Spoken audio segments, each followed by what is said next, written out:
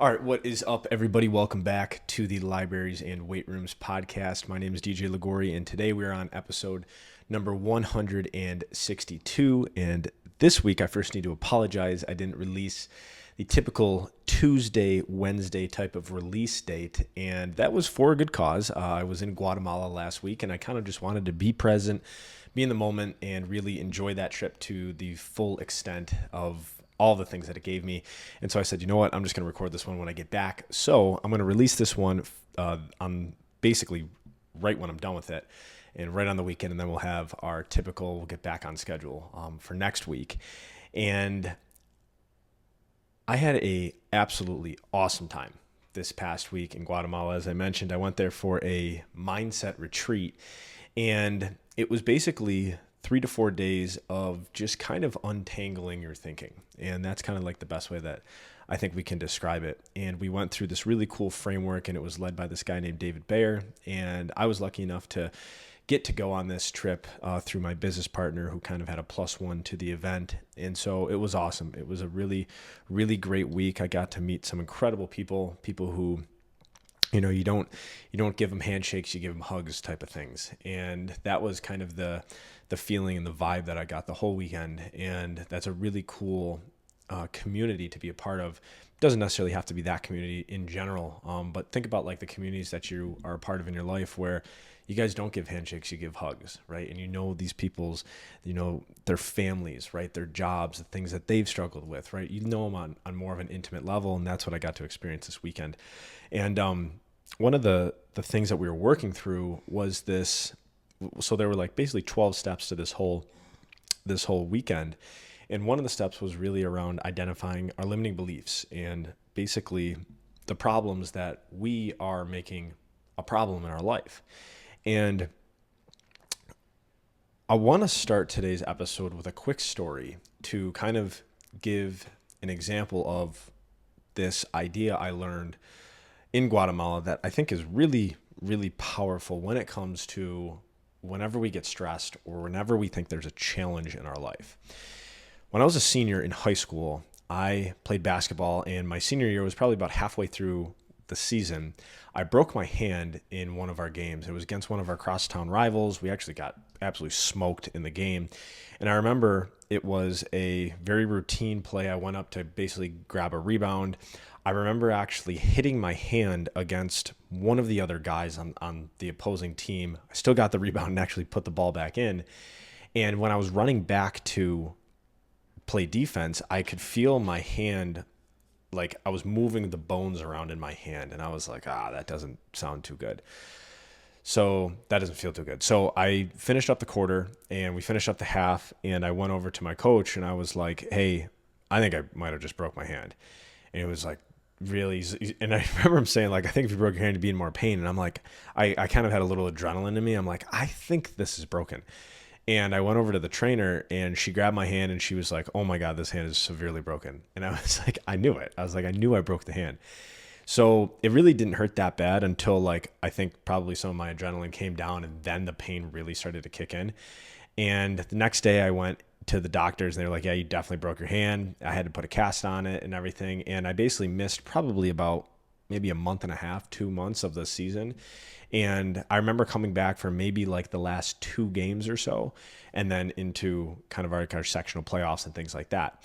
But the reason that I tell this story is I remember when I had initially broken my hand, I thought, man, you know, this is like my last sport of my senior year with all of my friends. I loved playing basketball. I won't get to play basketball with these guys anymore for the majority of the season. And it was this challenge, right? Or this problem in my life, and it pissed me off. And for some reason, and this is, again, my senior year of high school, so I hadn't really been involved with all of this mindset work or this personal development stuff yet. For some reason, I decided to make a choice that it wasn't a problem. And I decided to, for the remainder of the time that I had the cast on, I had a hard time like holding a dumbbell, like actually working out. I had a hard time like holding a pen because it was with my right hand. I said, for the majority of the time that I have this cast on, I'm just going to focus on working out my lower body and my core to the best of the ability that I can. And so all of my workouts then I started to tailor towards really my lower body and my core. And so for those like 30 to 45 days, however long I had the cast on, I was just like focusing so hard on those things. And I remember after I'd gotten the cast off, my lower body and my core was in such great shape. I felt very strong. I felt very compact, very tight. I felt very agile because my lower body, I was working on fast twitch stuff to the best that I could. And I remember thinking to myself, like, was this really a problem? Because I ended up shifting my focus into something completely different. And it actually kind of felt like I was still making some pretty good progress with my physical abilities, right? With my athleticism. And so the moral of the story, I want to now connect to what I learned this week in one of the things that I learned in Guatemala. And it was this idea that there are no problems. There are just our beliefs about the problem. So I want to say that again. There are no problems, just our belief about the problem. So initially, when I broke my hand, my belief about the problem was this is a bad thing. I'm not going to get to play basketball with my friends anymore. And that then caused me sadness, we'll say. So that was my current belief about the problem. My new belief about the problem was I believe that this is an opportunity for me to work on my lower body and my core. Was it essentially a problem at that point? No, it was actually kind of more of an opportunity, right, for me to do these different types of workouts. So there are no problems, just our beliefs about the problem is a great way for us to remind ourselves that it's our thinking that's ultimately going to make us feel a certain way. And when we feel a certain way, we're then going to take certain actions. So using the example of me breaking my hand, when I decided to change the way I thought about the problem, my feelings then changed, and then my actions then changed. And so as I learned this idea of, right, there are no problems, it's just our belief about the problem. And I thought about that me breaking my hand, that was the first thing that actually came up this past week. And I said, well, are there any problems? Right? Because if we're saying that there are no problems, it's just our beliefs about the problems, then does that mean that I have no problems in my life? That was a pretty profound statement to think about. And so I started to kind of go through an inventory of my life and think about the things in my life that I thought were problems at one point that I eventually figured out a different way to believe about the problem that ended up actually giving me a great opportunity or a great gift, right? So like I've shared about when I broke my elbow as a young kid, and my initial problem was I'm weak, right? Because of the way that my arm looked and me believing I did this to myself and I was never going to be the same ever again. The new story or the new belief about that problem was I fell in love with fitness and I fell in love with leadership. And can I look back on that and say that was a problem in my life? No, it actually became one of the greatest opportunities of my life, right? So I have other examples like when I went into extra classes and when I lost my job, and all of these things in the moment felt like a problem because I was believing it was a problem. Yet the only problem was really just my thoughts about it, right? So what if I could change the belief about the actual event that then could possibly put me into a different focus that then could make me feel something different that then would make me act a different way. So this is something great just to think about when you do have a problem in your life, or you believe it's a problem in your life. Take a step back, right, and remember this idea of, all right, there are no problems, it's just my belief about the problem. And I often like to ask myself, what could this be helping me with? And this is where, right, we kick in that reticular activating system. Your brain starts trying to answer that question, what could this be helping me with? You actually start trying to find reasons as to why this event could be helping you in some way. And you might not find those answers immediately. Yet if you choose to stay there, if you choose to believe that this event, this problem that you're labeling right now, it could actually be setting you up for something greater, or it could actually be giving you something in return, you're going to find something, right? Because your brain has to answer those questions that you give it, right? It's a goal-seeking mechanism, and it's Google, right?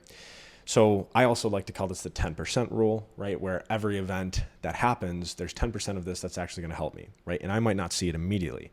Yet this is where this, right? It was a mindset retreat in Guatemala, right? This is where this different types of mindsets of how we actually identify or label problems in our life is really just a matter of the belief or the story that we're applying to the event, right? So take an inventory of your life and just do this with one example, right? Think about one thing in your life that you initially thought was a problem, was a challenge. And think about the initial belief that you applied to it. So this would be probably the negative belief. And then think about, well, what did it help me with? So I'm using past tense type of language here. What did it actually help me with, right? So what was the opportunity? What was the gift? What was the new behavior that you received in your life because of that quote unquote problem? Can we look back on it and actually say, well, I have a different belief about it now. Maybe it actually wasn't a problem, right? And I think the more we do this, the quicker we can actually get into that mindset of anytime we have a challenge in our life, we can just remember, all right, it's only a challenge if I make it a challenge, right? Based upon the story or the belief that I'm telling myself.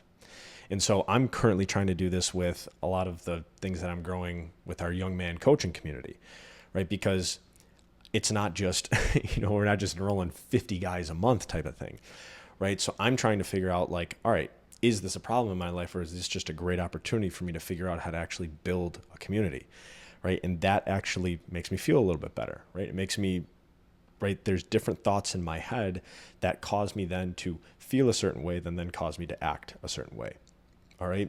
So use this framework whenever you're feeling stressed, you got a challenge in your life, or you believe that you are labeling a certain thing a problem, and ask yourself, right, what could this be helping me with? What is the 10% that this actually could be serving me in some way, right? And then this is where you start to change that belief about the so-called problem, all right? So I hope that was valuable. I hope that can help whenever you got some challenges in your life, because we know we're going to have some challenges in our life. We've experienced challenges. We're probably experiencing challenges right now. And we know in the future there's going to be challenges as well. And our life is a direct reflection of how well we can manage that stress and that challenge. So thank you guys so much for your time and your energy. As always, if you got some value out of today's show, like it, rate it, review it, give it a review, subscribe, share it with somebody who you think might need this. Maybe they're going through a tough challenge in their life right now. And keep doing hard things through both mental and physical fitness. And we'll talk to you guys soon. We'll see you.